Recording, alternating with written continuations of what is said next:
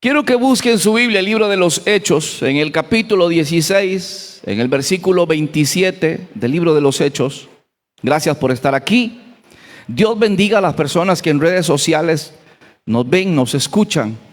Dios bendiga a las que comparten ese mensaje y llega a muchos lugares. Dios bendiga a fieles oyentes que todos los domingos están pendientes de la prédica. Y qué bendición es que estas cosas pasen. Hoy, terminando 7 días de ayuno y de oración de parte de la iglesia, le hemos rogado a Dios para que Dios nos hable. Y el Señor me dio un mensaje muy sencillo, pero tiene algo lindo, tiene una connotación linda. Que cuando llegué le dije a mi esposa, amor, y me dice, ¿qué le pasa? Le digo, estoy ansioso. ¿Ansioso de qué? Ansioso de pasar a predicar. Yo quiero pasar a predicar desde antes de que empezara el culto. Y ya a las 4:20 de la mañana estaba aquí desesperado por predicar. ¿A qué hora son las 10 y pico para pasar? Hechos capítulo 16, versículo 27. Dice así la palabra del Señor, honrando al Padre, al Hijo y su Espíritu Santo. Despertando el carcelero y viendo abiertas las puertas de la cárcel, sacó la espada y se iba a matar, pensando que los presos habían huido. Mas Pablo clamó a gran voz diciendo, no te hagas ningún mal, pues todos estamos aquí. Él entonces, pidiendo luz, se precipitó adentro y temblando se postró a los pies de Pablo y Silas. Y sacándolos les dijo, señores, ¿qué debo hacer para ser salvo? Ellos dijeron, cree en el Señor Jesucristo y serás salvo tú y tu casa. Y le hablaron la palabra del Señor a él y a todos los que estaban en su casa. ¿No le llama la atención que este carcelero se despierta y no pregunta qué pasó? ¿No les llama la atención que cuando este hombre se despierta, les dice, señores, ¿qué debo hacer para ser salvo? Cierre sus ojos un momento. Aquí hay una presencia linda del Señor. Tú puedes cerrar tus ojos y decirle, Espíritu Santo, tú que estás aquí, que te mueves aquí, yo quiero que tú me hables en esta mañana. He venido con una necesidad de que tú me hables. Señor, ven y háblame. Requiero de tu consejo el día de hoy. Señor, necesito que tu Espíritu Santo trate conmigo. Que tu Espíritu Santo ministre mi vida. Que tu Espíritu Santo haga algo grande y nuevo en mí. Señor, ven. Señor, ven a ministrar mi vida hoy. Dile, Espíritu Santo, ministra mi vida. Tal vez tú que nos estás visitando, o tú que eres miembro de esta congregación, ¿hace cuánto no le dices, Espíritu Santo, ministra mi vida hoy? Tú que nos visitas hoy por primera vez, y tú que vienes todo el tiempo, dile, Espíritu Santo, habla mi vida hoy. No vine hasta aquí por venir, por perder 2 horas de mi vida y de mi tiempo. Yo vine para que tú hagas algo en mí. Y tú que pusiste el querer como el hacer, si tú pusiste en mi corazón venir a tu casa, entonces háblame algo divino, háblame algo que toque mi vida, háblame algo que cambie mi corazón, háblame algo que transforme mi ser, háblame de algo que toque las cuerdas de mi corazón y que me haga ser mejor y que me ayude a cambiar y que transforme mi ser y mi casa. Espíritu Santo, ven y háblame. Habla, que tu iglesia oye y está atenta a tu consejo, Señor. Háblanos, Espíritu Santo de Dios. En el nombre de Jesús. Amén. Póngase cómodo.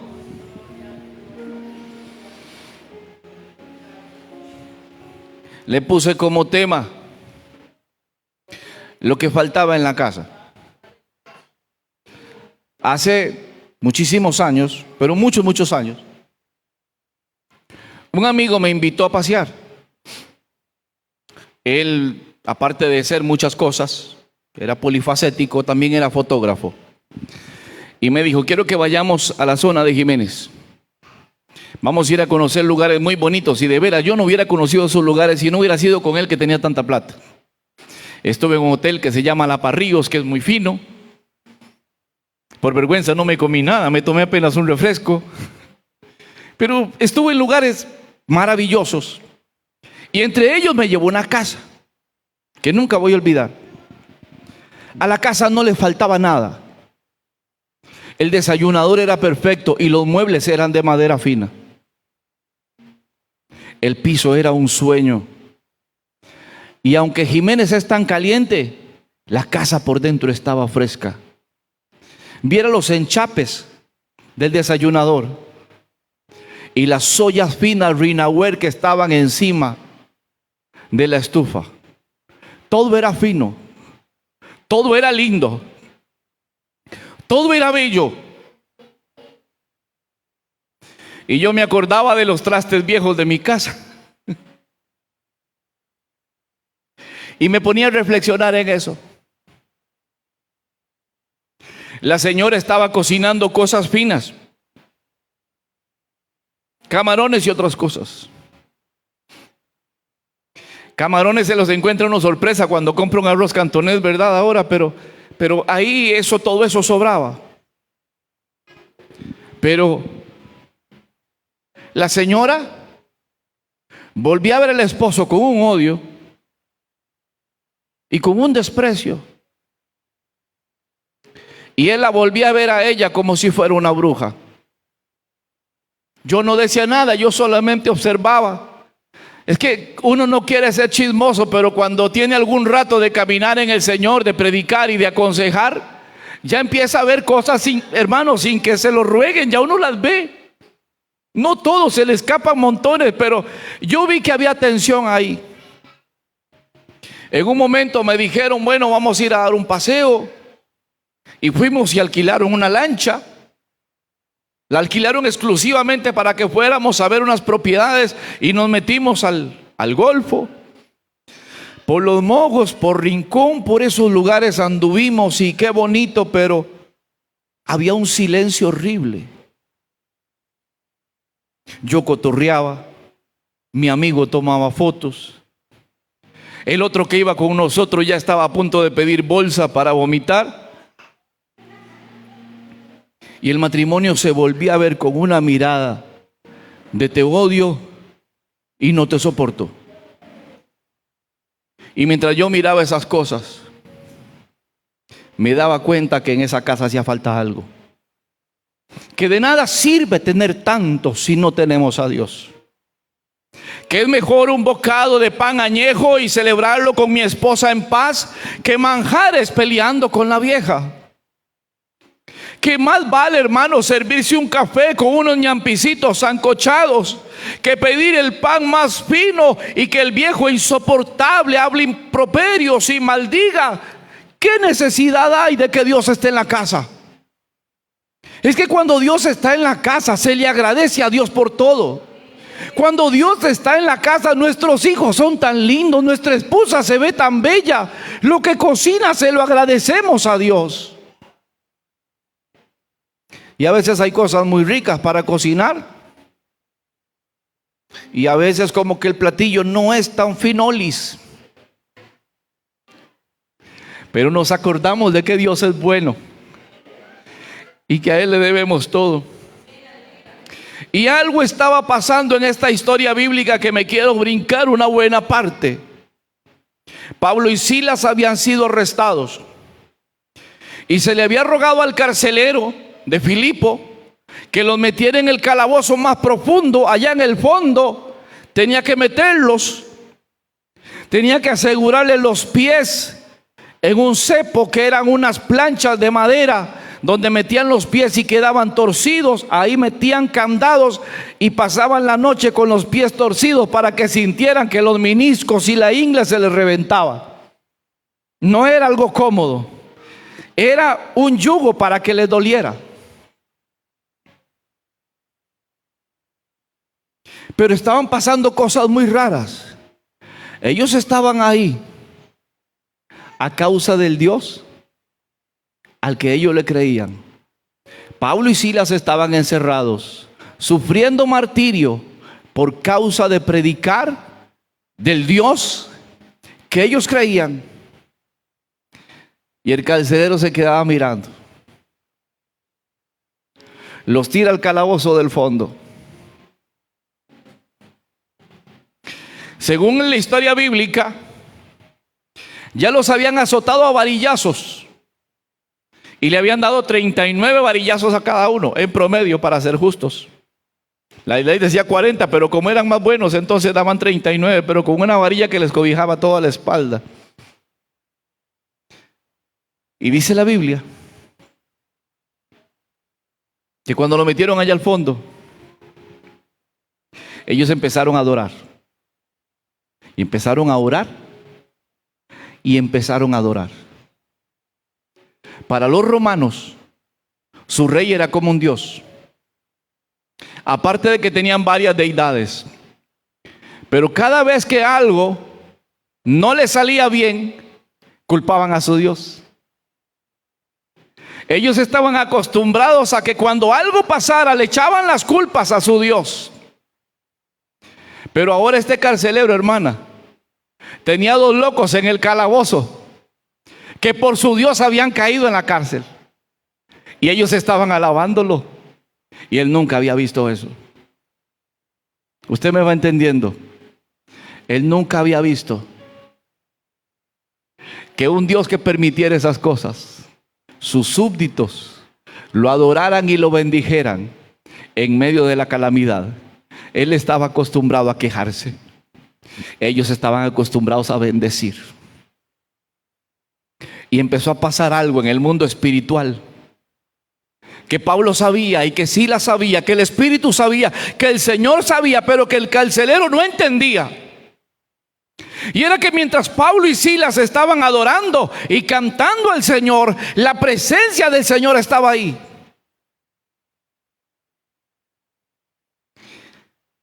Y el hombre encargado de la cárcel lo podía sentir. Y decía: qué raro. Yo nunca he sentido eso con los dioses míos. Me agarran escalofríos. Ellos cantan y me agarran miedo, me agarra alegría. El último canto lloré. ¿Qué tiene esa gente que yo no tengo? Los dioses míos me causan miedo y el Dios de él causa alabanza en medio del dolor. Oiga, ¿qué tiene ese Dios que hace que el corazón se vuelque y se derrita delante de su presencia? ¿Y qué tiene ese Dios que hace que hasta que yo, que soy malo, lo sienta? Porque hay gente ahí afuera que cuando pasa por esa calle siente la presencia del Señor, aunque no tenga a Cristo en el corazón. Y estamos orando y seguimos orando por eso, para que Dios toque esas vidas. Hay gente que a veces llega a la iglesia cargada de cosas y pecados y lucha y dice: pero ¿qué es eso que siento? El Espíritu Santo diciéndole: este es tu lugar, este es tu taller. Mas ellos oraban y cantaban al Señor.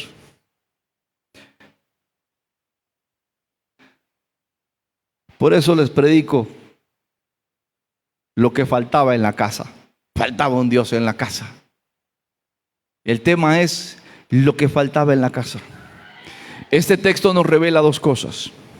Primero, que lo externo, grábeselo usted, hermano, que lo externo no puede robarte la alabanza y la adoración. Nada de afuera te puede robar la alabanza y la adoración. Porque la Biblia dice que somos templo de su Espíritu Santo. La Biblia dice que somos morada de Dios. Que usted es un templecillo donde Dios puso parte de algo divino, y que el día que suene la trompeta, eso divino va a explotar y va a transformar tu cuerpo, va a transformar tu vida, y es lo que va a escuchar el sonar de la trompeta, y es el Espíritu Santo. Y este texto revela que en medio de todo lo que pase, nada puede robarnos la alabanza y la adoración. En medio de un ambiente feo, lúgubre, en el fondo de una cárcel, un par de cristianos pueden hacer la diferencia. Hermano, no importa lo que suceda a su derecha y a su izquierda. Si usted se desanima por las cosas que lo rodean, su mirada no está puesta en Cristo. Porque un cristiano se pega a las lloradas del siglo. Claro que le duele cuando hablan mal, claro que le duelen los desprecios, claro que le duelen los problemas, pero no hay problema que desanime a alguien que ha puesto la mira en las cosas de arriba, donde está Cristo sentado a la diestra de Dios Padre. No importa lo que te pase. Si las cosas de afuera te desaniman y te tiran al suelo, es porque no has puesto la mira en ese omnipotente, que cambia las vidas, que transforma los corazones, que hace sentir su presencia, que te hace como un remolino en la vida y te dice: yo te amo, eche para adelante.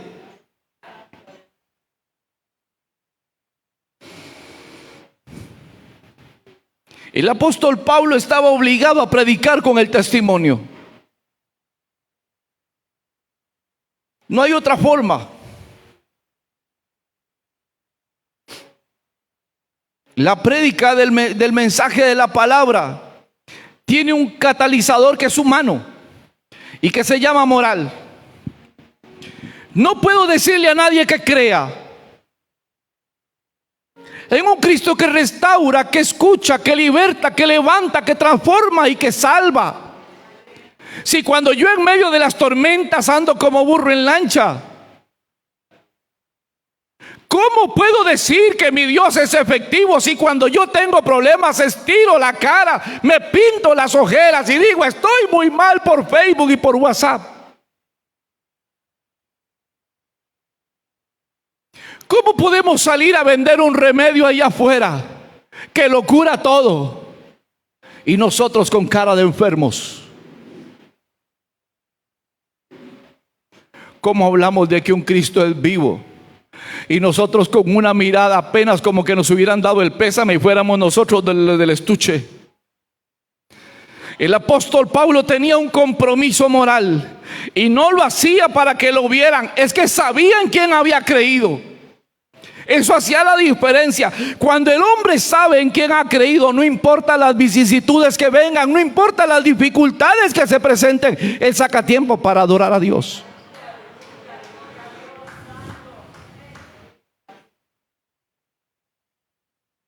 Y el apóstol Pablo se acordaba de algo que había salido de la boca de Jesús en Mateo 18:20. Alguien se lo había contado. Porque donde están 2 o 3 congregados en mi nombre, ahí estoy yo en medio de ellos. Y en medio de la dificultad del apóstol Pablo, empieza a bendecir a Dios, al punto que este carcelero se durmió escuchando los cantos y las oraciones de Pablo. Se durmió, en su puesto se durmió. Yo no sé cuántos cantos pasaron para que Dios decidiera liberarlos. Solo sé que dice que fue a medianoche, que ellos estaban orando y cantando y los presos no podían dormir. Dice que los presos los oían.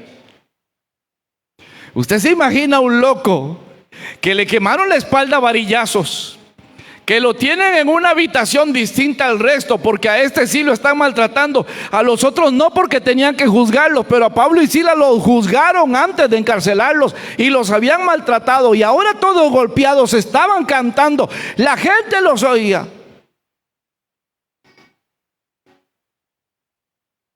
¿Cómo nos cuesta a veces abrir nuestra boca, hermanos, y orar?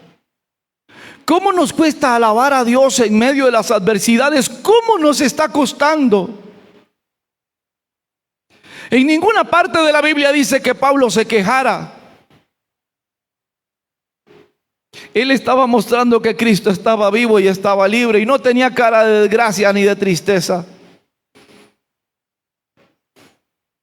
Tenía un compromiso moral, como dice Romanos 12:12, gozosos en la esperanza, sufridos en la tribulación, constantes en la oración. Romanos 12:12, como dice la versión TLA, mientras esperan al Señor, muéstrense en alegres. Cuando sufran por el Señor, muéstrense en pacientes.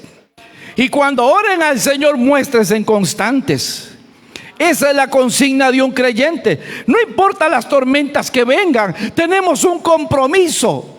Y ese compromiso es honrar a Dios sin importar lo que a ti te pase. Porque si a ti se te ve siempre lo que te está pasando, es porque Cristo no está brillando. Les digo algo crudo. Yo no quiero que me malinterprete. Yo no quiero líderes que sean hipócritas y mentirosos, y que se los esté llevando el enemigo y no pidan cacao. Pero a mí no me gusta que me ayude un solo líder que cuando esté en problemas ande con una cara larga y con una pereza y una apatía y una vergüenza que contagia. Los líderes andan con la frente en alto, que tienen que llorar, madrugan y se vienen a llorar al altar, pero a la iglesia no le demuestran nada, le demuestran que están en bendición. Porque no hay cosa más horrible que ver a alguien pasar al altar y empezar a decir tonterías y bajezas. No se imagina cuántos he bajado y a cuántos he regañado, porque también he sido instructor de algunas cosas y le he dicho: hermano, cállese y bájese, por favor, bájese, no hable así. Ay, hermano, es que yo creí que era el último culto que iba a venir. Hágame el favor, no sea tan sinvergüenza. Hermanos, si yo hubiera pasado aquí diciéndole: ay, hermanos, ustedes no se imaginan cómo me siento hoy. Aquí estoy en una pura lucha. Aquí todos se acuerdan de la bronca que han tenido, del pleito, de la jalada de mechas con la vieja, con el viejo que tuvieron. Aquí empiezan a pensar en todo lo malo y todo el mundo se desanima. Y este culto, hermanos, pero ni con un estañón de gasolina se enciende. Pero qué diferente es pasar al altar, hermano, pasar gozoso, pasar contento. Usted quiere llorar, madrugue para llorar, hermano. Y cómo me gusta la actitud de Pablo, que Pablo estaba en una tormenta y estaba adorando. Pablo era un adorador. Como dice el Salmo 34:1, bendeciré a Jehová en todo tiempo y su alabanza estará de continuo en mi boca. El apóstol quería ganarse almas para Cristo, y no hay forma más poderosa de ganar almas que el testimonio. ¿Ustedes qué es la palabra? La palabra, escúcheme, y no me malinterprete, no vaya a creer que soy un blasfemo con lo que voy a decir. La palabra, cuando era una novedad y cuando Cristo estaba siendo revelado, la palabra surgía un efecto grandísimo en la vida de la gente, porque nunca la había oído. Nunca había oído que todo el Antiguo Testamento estuviera hablando de Cristo como el Redentor. Pero ya hoy en día toda la gente sabe lo que dice la palabra. Ya con la palabra no se pueden convencer. La gente se convence con su testimonio. La gente no va a creer porque usted le diga un montón de cosas. Va a creer por las pocas cosas que usted hace, que ellos consideran que son dignas de un creyente. No es por la palabrería que tenga, ni la elocuencia. No es por eso. Va a ser por su testimonio. La gente se va a convertir por su testimonio. Y porque el Espíritu Santo les va a decir: tú podrías ser ese, tú podrías ser así, mira esa familia cómo se lleva, tú podrías ser así, tú necesitas de Cristo.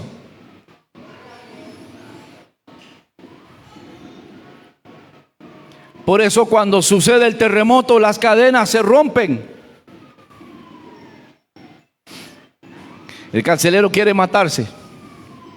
Dice la Biblia que sacó su espada. Voy a decirle por qué. Él había hecho un juramento de muerte. Y si un carcelero dejaba ir los reos, los romanos lo mataban. Por ahí está la historia de Pedro, si quieren leerla, por el libro de los Hechos ahí. Cuando un ángel sacó a Pedro de la cárcel. Este carcelero sabía eso. Pero los romanos tenían un orgullo propio que decían: antes de que alguien me mate por su espada, prefiero yo morir por la mía. Y ese hombre se iba a echar sobre su espada cuando Pablo le dice: no haga eso. Y él le pregunta: oiga, Señor, ¿qué hago para ser salvo?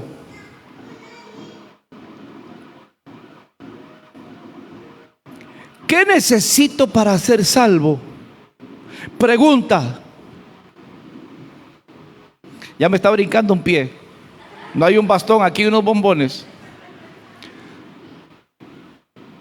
Él no le pregunta, ¿cómo pasó todo esto? Pablo no le había predicado al carcelero.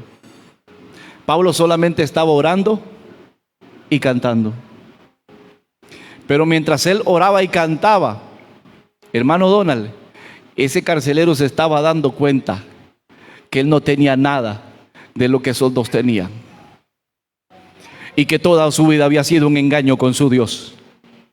Porque ellos sí tenían un Dios que ministraba.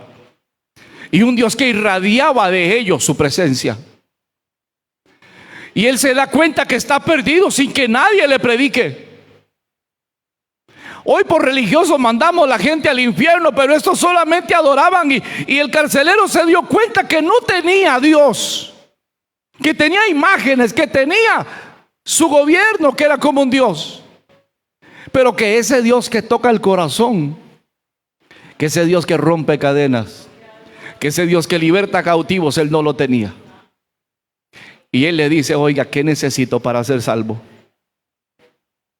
Yo necesito ser salvo, estoy perdido. Nadie le dijo que estaba perdido. La presencia del Señor en ese lugar le testificó que el Dios que él tenía no funcionaba. Y el Dios de esos hombres sí. Hermano, usted predica con su adoración. Usted predica con su constancia. Usted predica con su unidad en la familia. Usted predica con el amor a su esposa, con el amor a sus hijos. Usted predica, joven, con el amor y el respeto a sus padres. Usted predica con eso y hace que la gente de afuera empiece a comparar y empiece a darse cuenta que están mal sin que usted les diga nada. Su testimonio transforma. Somos cartas leídas. Este hombre le dice qué tengo que hacer para ser salvo. Y el apóstol Pablo le dice, cree. Tienes que creer. La esencia está en creer, pero ¿qué es creer? Es fe. Pero cuando él le dice cree, de veras que este hombre abrazó esa palabra y no les puso mal las cadenas. Lo sacó de la cárcel, cerró el chinamo y se fue para la casa con ellos. Dejó el resto de reos ahí, abandonó el puesto y se fue para la casa. Ahora escuche qué interesante. Hermanas, ¿ustedes aceptarían que su marido saque 2 reos de la reforma, hechos un espanto de sangre encima, con la sangre tostada, horribles y feos, y al rato y hedionditos, y que los llegue a la casa y que le diga, mi amor, prepare comida y caliente agua, que esta gente hay que curarla? Les pinto el panorama porque pasó, no estoy exagerando, pasó. Si le metieron 39 azotes en la espalda y cada azote le reventaba la espalda, imagínense el desastre de bichos feos que llevaba este carcelero para la casa. Y lo llevó a la casa. ¿Y qué relación tendría él con la familia para llevarlos a la casa y que todos en la casa se dediquen a curarlos?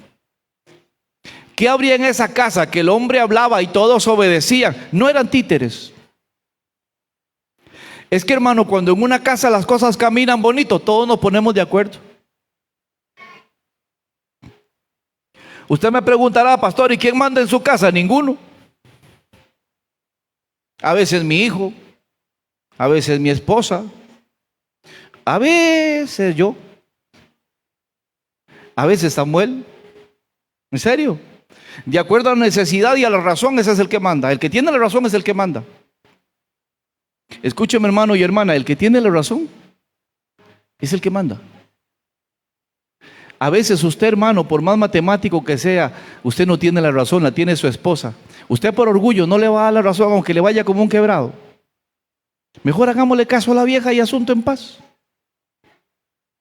Y muchas veces, hermana, usted se pone de terquita, porfiar y porfiar, pero su esposo tiene la razón. ¿Por qué no baja los humos y reconoce que el bendito viejo tiene la razón? Cuando mi esposa me dice, mi amor, tienes la razón, me vuelve a ver con una risa sarcástica. Y yo digo, es como si me hubiera hecho un simpe. Porque las viejas casi nunca dan la razón. Ahora sí voy a llorar. Este hombre metió su familia, dejó su trabajo botado. Ponga atención, deja su trabajo botado. Se lleva 2 convictos para la casa, para que le prediquen a su familia. De veras que el hombre habría caído. Y para que una familia cambie, hay que llevar a Dios a la casa. No lo deje en esta iglesia. No funciona así. Porque si es así, vámonos y llenamos cualquier otra iglesia religiosa donde vamos, pecamos, nos confesamos, empatamos y más tarde nos bebemos el guaro que nos quepa y volvemos a repetir el ciclo. No podemos caer en la religión de creer que es un Dios de iglesia. El Dios que funciona y que transforma y que cambia es un Dios de casa. Porque si usted es un ogro en la casa y un espiritual de puros rababaces aquí, usted no es cristiano, usted es falso. Qué lindo sería que sus hijos te admiren por cómo eres en casa y que usted disfrute. Este hombre se los llevó sin importar nada, se los llevó. Porque el apóstol Pablo le había dicho, cree en el Señor Jesús y vas a ser salvo tú y tu casa. Para que esas cosas pasen, hay que llevarse al Señor para la casa. Y hay que demostrar que cambiamos. Para que el esposo crea, para que la esposa crea, para que los hijos crean, hay que demostrar que nos llevamos al Señor para la casa, sin importar el riesgo, Jorgito, que eso significaba. Porque el carcelero no sabía si al otro día lo iban a fusilar, pero él ya estaba tranquilo porque su corazón estaba en Cristo. Y como sabía que el asunto apremiaba y no tenía seguro el siguiente día, dijo, mejor me bautizo de una vez. Y ahí está en la Biblia. Mejor me bautizo de una vez. Y si hay alguien que me pueda ministrar la Santa Cena, también. Y si me dan una Biblia, les predico. Por si acaso de que mañana me fusilen, ya cumplí con una parte del ministerio. Ay, hermanos, hoy en día todo se complica tanto. Hay que rogarle a la gente tanto para que haga algo. Qué bueno es llevar a Dios en la casa. Me quedan unos minutos para contarles otra historia más. Dice segundo libro de Samuel capítulo 6 que estuvo el arca de Jehová en la casa de Obed-edom geteo 3 meses y bendijo Jehová a Obed-edom y a toda su casa. Todos conocen esa historia. Voy a contarles algo vacilón. Tiempo atrás, los filisteos habían tomado el arca del pacto. ¿Se acuerdan? ¿Ustedes se acuerdan de eso? ¿Cuántos han leído eso en la Biblia? Tiempo atrás los filisteos había salido el pueblo de Israel, que es que con el arca, pero Dios no iba en el arca, porque el pueblo de Israel estaba en pecado. Entonces se fueron con un cajón, pero sin Dios. Y les quitaron el arca a los filisteos. Y empezaron a tener tumores y plagas de ratones y a morir filisteos. Y dijeron, hay que devolverla, devolvámosla. Le preguntan a los brujos y los brujos dicen, pues claro que sí. Pues si es el Dios que sacó a la gente de Egipto, es un Dios peligroso. A ese tienen que honrar. Y la forma de devolver el arca es que agarren y enyuguen un par de vacas, pongan una carreta nueva, pongan el arca encima y le envíen llena de tumores de oro, que es lo que tiene el pueblo de Filistea. Un tumor de oro por cada príncipe y unos cuantos ratones de oro para que Dios tenga misericordia. Suben el arca en la carreta y la mandan rumbo a Israel. Los judíos la vieron. Y yo no sé por qué rayos siempre ha existido la maña de que si al mundo le funciona algo, le tiene que funcionar a la iglesia. Por eso el mundo se mete en las iglesias, porque hay cosas del mundo que se empiezan a meter. Porque ponga atención lo que dice la Biblia, no lo digo yo, lo dice la Biblia. David decide trasladar el arca a Jerusalén. Y no preguntan cómo hay que hacerlo, a pesar de que la Biblia dice en el Antiguo Testamento cómo hacerlo. Tenía que ser en hombros del sacerdote. Pero ellos se acordaron que ya la habían traído en carreta. ¿Y por qué nosotros no podemos hacer lo mismo? Ahí está el secreto. La gente de adentro quiere mover a Dios con réplicas y cosas que le funcionaron al mundo. ¿Y usted sabe por qué Dios no fulminó a todos los filisteos? Aún agarraron el arca y nadie se murió. La subieron en una carreta en hombros de filisteos, de pecadores. ¿Sabe por qué Dios no lo mató? Porque ellos no tenían palabra. La palabra era para el pueblo de Israel. Ellos ignoraban el pecado que estaban haciendo y Dios no los castigó por eso. Pero ahora llega al pueblo de Israel, deciden trasladar el arca y cuando lo llevan en una carreta y Dios está ahogándose de cólera en el cielo porque no entienden lo que él había dicho, que cuando trastabilla en la era de Ornán, Usa toca el arca para que no se caiga y cae muerto. Y entonces ahí por el miedo ven una casa en un altillo y dicen dejémosla ahí. Y el arca llega a la casa de Obed-edom. Y dice la Biblia que cuando entró esa arca en la casa de Obed-edom, Dios empezó a bendecirlo. Y empezó a bendecirlo. Eran 3 meses, hermano Roy, y no paraba la bendición. Es que todo se multiplicaba porque el arca estaba en casa. Cuando la presencia del Señor está en nuestra casa, Brayitan, tiene que pasar algo bueno. Tiene que haber multiplicación. Tiene que haber bendición. Tiene que ir de gloria en gloria. Si la presencia de Dios está en tu casa, tú tienes que ser como la luz de la aurora, que va de aumento en aumento hasta que el día es perfecto. Tienes que ir de poder en poder. Si Dios está contigo, tú tienes que crecer. Dios no te llamó para estancarte. Dios no te llamó para secarte. Dios te llamó para reverdecer, para crecer, para fructificar, para ser alguien lleno de su presencia y para ser templo de su Espíritu Santo. Pero voy aterrizando. Cuando empiezan a ver que la presencia de Dios bendice tanto la casa de Obed-edom, dice David, este templo, esta arca hay que llevarla para la capital, para Jerusalén. Y se van y se traen el arca.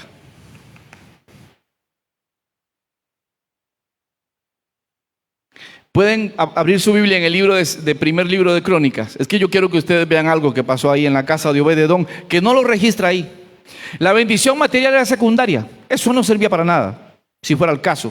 Si lo tomáramos en cuenta como cosas de principal valor. Primer libro de Crónicas, capítulo 26. Quiero que lo busques, que yo quiero que usted constate lo que hace la presencia de Dios cuando entra en una casa. Primer libro de Crónicas, capítulo 26, versículo 4. ¿Lo tienen? Dice, los hijos de Obed-edom.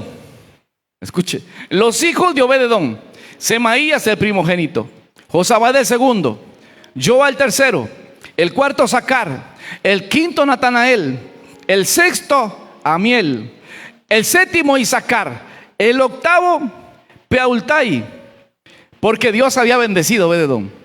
Ahora usted me dirá, ¿y eso qué significa? Es que no les voy a leer todo el texto, pero ahora pónganme en atención. Y si usted sigue leyendo, ya no habla de los hijos de Obed-edom, sigue una lista de los nietos de Obed-edom, de ahí en el versículo para abajo. Siguen los nietos de Obed-edom. Habla de los hijos de Semaías y otros. Escuche, cuando el rey David llega a la casa de Obed-edom 3 meses después y se lleva al arca, hermana Jenny, Obed-edom se queda viendo el arca y se queda viendo a la esposa y le dice: mi amor, ¿cómo se van a llevar a Dios de la casa? Aliste maletas, porque nos vamos. No lo dice la Biblia, lo dice la historia y el texto ahí. Toda la casa de Obed-edom dejó toda la bendición de sus tierras donde vivía, dejó todo botado y le dijo al rey David: David, ¿usted me dejaría ser portero de la casa de Jehová? Yo quiero seguir cuidando el arca. Y solamente en ese texto habla de 8 hijos de Obed-edom trabajando en la puerta del templo, cuidando el arca de Jehová. Y no solamente habla de hijos, yo no lo conté todo, no tuve tiempo. Pero después de los 8 hijos, sigue hablando de los nietos de Obed-edom que siguieron con el legado de cuidar el arca en la casa de Dios. Porque cuando Dios llega a una casa, cuando Dios transforma una casa, cuando Dios toca a un padre y ese padre o esa madre abre puertas para que Dios entre, los hijos tienen que ser tocados. Los hijos tienen que ser marcados con algo que haga la diferencia. No es posible, hermanos, que seamos creyentes y que nuestros hijos no sientan nada. Tal vez algo no estamos haciendo de la forma más correcta. Pero Obed-edom dejó todas sus cosas y se fue detrás del arca. Porque esos 3 meses de tener la presencia de Dios en la casa lo habían enamorado ya. Ya él no podía vivir sin eso. Ya le decía, mira, Semaya, no toque por ahí, Semaya, cuidado. Y es que cuando la presencia del Señor está en la casa, usted se cuida lo que usted dice. Es más, usted se cuida lo que dice cuando estoy yo. Y yo soy un simple pastorcito. ¿En serio?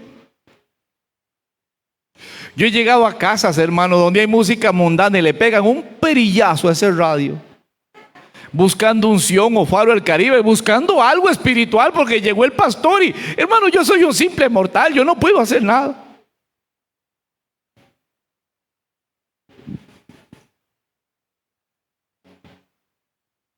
Cuando llegó el arca a la casa de Obed-edom, ay, qué cosa más linda es saber que la presencia del Señor está en nuestra casa. Hermano y hermana,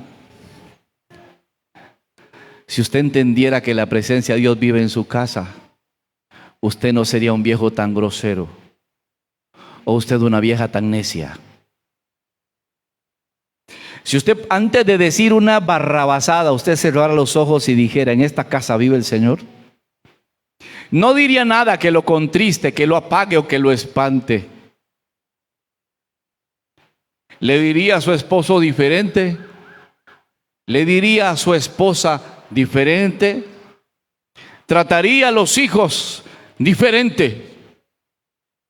Y usted dijo, usted sería diferente, porque la presencia del Señor está en la casa y hay que saber hablar y conducirse.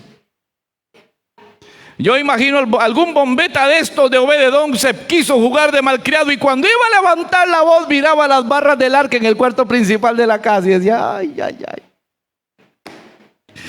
Ay, lo que quería decir, pero no puedo porque Dios me está oyendo. Si tuviéramos la idea clara de que Dios está en nuestra casa, que sus ojos ven y sus párpados examinan a los hijos de los hombres, Dios te examina en tu casa. Dios te oye en tu casa, lo que tú hablas, lo que tú dices, lo que tú piensas, lo que tú escribes, lo que tú publicas, Dios lo está viendo. Agrada a Dios lo que hacemos. Si queremos una familia que funcione, lo que falta en la casa es llevar a Dios. Llevémoslo a la casa. Hay casas donde uno llega y el ambiente es horrible y es pesado. Y son cristianos. En serio, son evangélicos y uno llega y el ambiente es espantoso y uno dice, ¿qué rayo pasa aquí?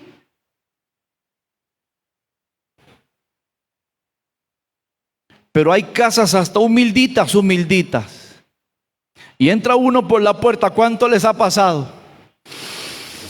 Y usted respira. Qué lindo lo que hay aquí. Aquí hay una armonía que ministra. Aquí hay una paz que ministra. Y a veces no hay olla Rinaware encima de la estufa. A veces hay una olla más golpeada que rodilla de zapatero y una cafetera que ya casi se le cae el pico y que la tapa ya no encaja, pero ahí está Dios. Y esa paz y ese gozo y esa tranquilidad se siente. Y se siente un refrigerio lindo. Hermanos, lo que nos falta en la casa es meter a Dios. Ahora que usted se va de la iglesia, lléveselo para la casa. En serio, y pregúntele: Señor, esto que estoy mirando en Facebook, ¿a ti te gusta? ¿Le darías like a lo que estoy viendo? ¿A lo que estoy escribiendo? ¿A lo que estoy divirtiéndome? ¿Tú le darías un me gusta a lo que yo estoy haciendo?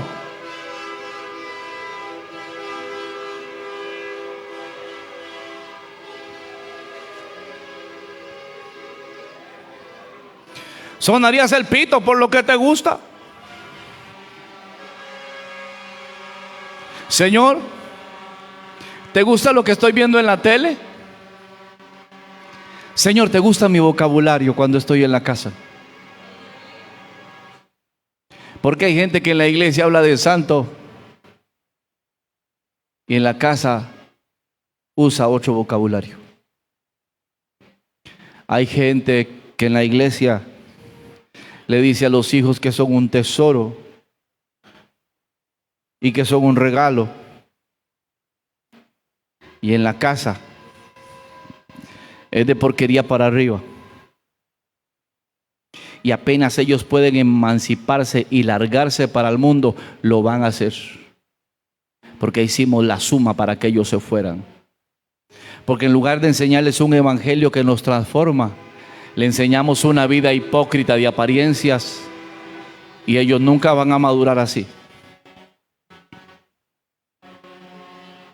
Hermanos, llevemos al Señor a la casa.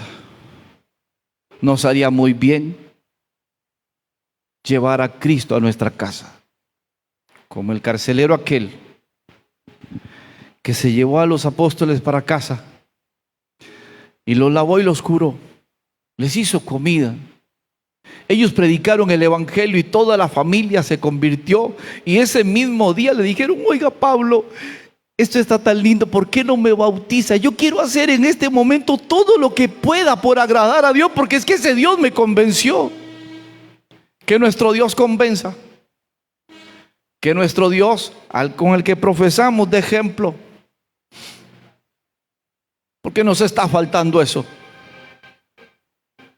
Qué horrible es oír a alguien decir: ay, pastor,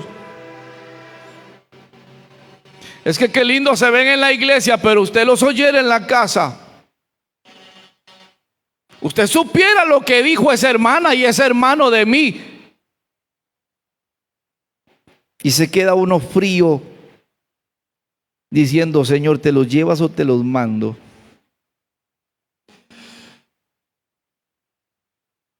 Y se queda uno pensando: por eso mucha gente no cree. Porque podemos sentir su presencia como el carcelero de Filipo, pero eso no funcionó. Funcionó cuando él se lo llevó a su casa y empezó a trabajar con la familia. El arca, en la era de Ornán, un hombre cayó muerto. En la casa de Obededón, a todos los hizo ministros. La matemática está en tener a Dios en la casa. Si el salmista dijo, ya termino con este texto, Salmo 84, una parte del 84 dice: aún el gorrión halla casa y la golondrina nido para sí cerca de tus altares, oh Jehová de los ejércitos, Rey mío y Dios mío. Bienaventurados los que habitan en tu casa, que perpetuamente te alabarán. Bienaventurados los que habitan en tu casa. En esta mañana ya van a venir los niños. Terminamos aquí. Yo quiero hacer algo. Yo quiero